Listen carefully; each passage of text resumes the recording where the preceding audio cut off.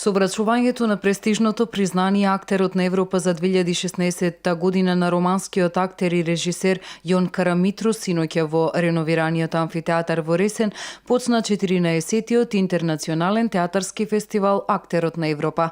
За посебни достигнувања во промовирањето на Преспа преку своите научни истражувања и нивниот особен придонес во проучувањето на флората во Македонија, особено за уникатната флора на планината Галичица, наградата Клучевите на Преспа им беше врачена на академик Владо Матевски и професор Андраш Чарни од Словенија.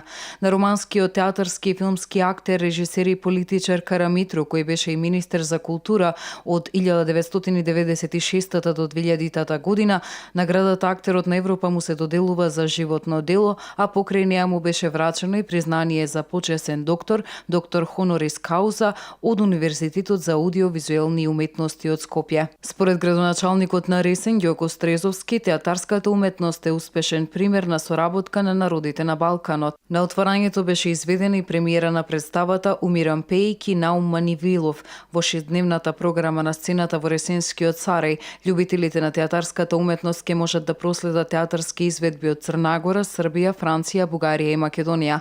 На фестивалската програма вечерва е представата Адам и Ева во изведба на Југ Херцег Фест од Црнагора.